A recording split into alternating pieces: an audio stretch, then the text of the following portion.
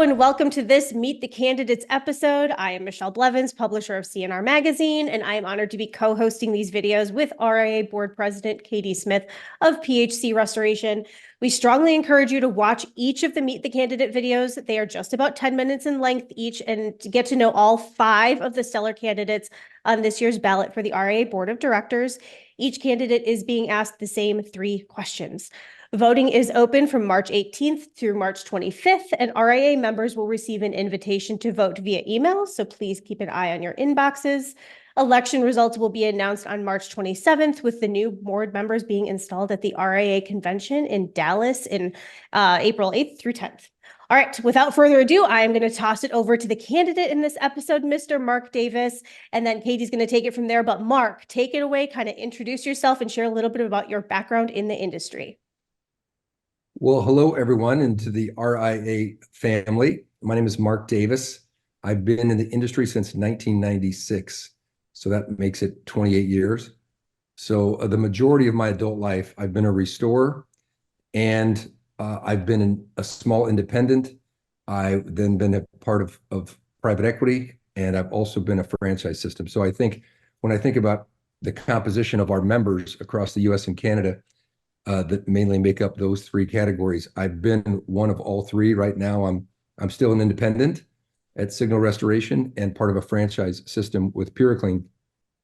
But having been even on the private equity side as well, I believe I've been in the shoes of every one of the owners or even, general managers of companies that fit those descriptions. And I've been through the trenches, and I really believe that my involvement in the board going forward can really help those from all different aspects of the industry. Okay, Mark, as Michelle said, every candidate gets the same 3 questions, and we want to start with why. So please tell us why you want to serve on the RIA's board of directors. Well, like I said, the number one reason that I want to serve is, you can't expedite wisdom.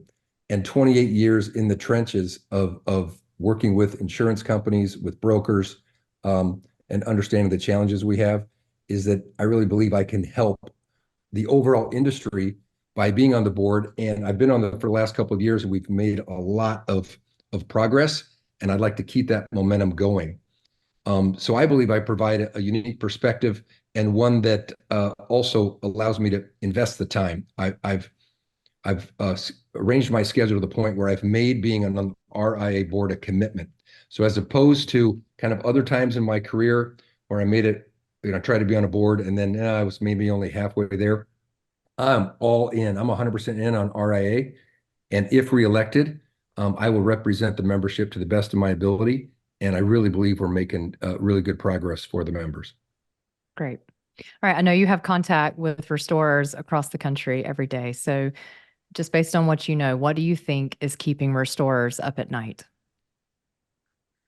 Well, that is a very good question. For years, there's been pressure on 10 and 10, and the whole concept around what is 10% overhead and 10% profit. And even in some circles, the misperception that that's enough of a markup. And anyone that knows restoration knows that at 10% overhead and 10% profit is actually only a 16.66% margin. And most of our overheads or SG&A of most restoration companies are north of 20%, which would mean if that was really the case, the industry people would bow out because you wouldn't be making money. The pressure that the insurance company continues to put, and again, I have to speak a little carefully here. I know this is public, but it's one of those where the carriers are always looking at restoration companies and thinking we're making too much money.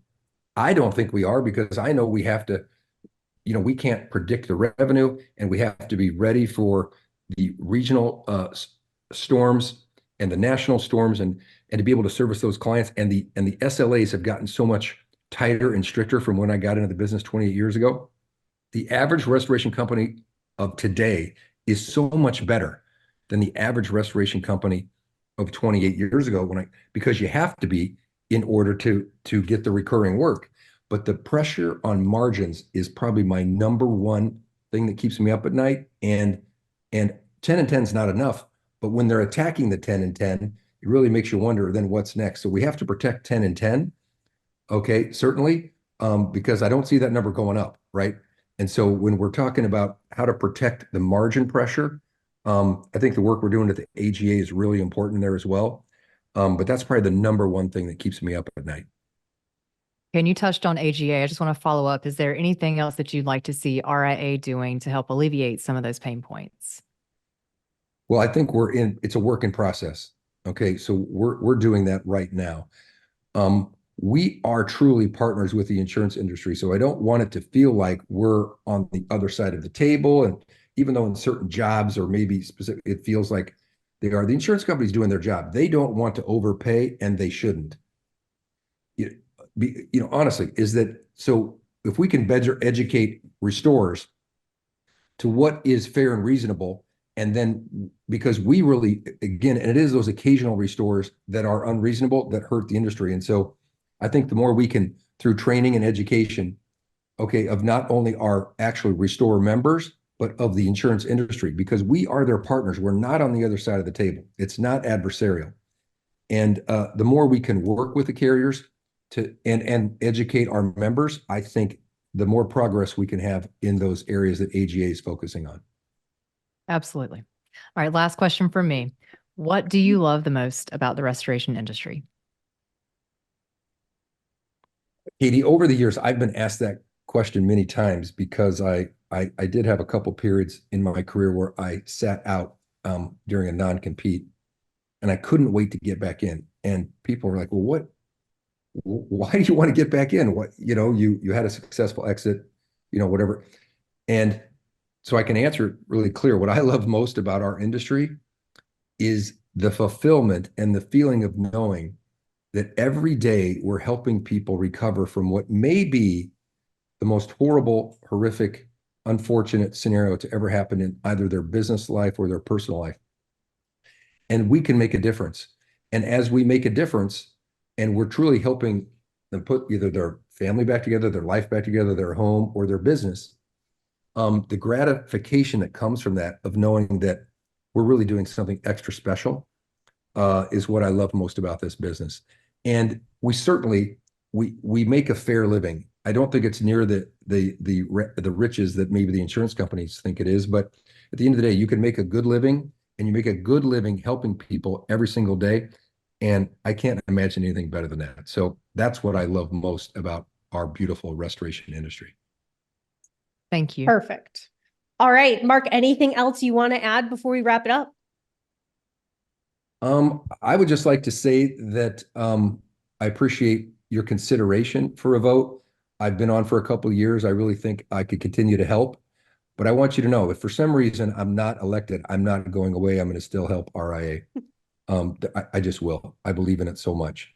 So you've got my full support, and I would appreciate yours as well. Thank you very much. Awesome. Well, thank you, Mark, and thank you to everybody who is watching this video. Again, please take a moment to watch all of the candidate videos. They can be found on restorationindustry.org and on the CNR website. Again, voting is open through May 18th through May 25th, and you will get an invite to vote in your inbox, so please be on the lookout.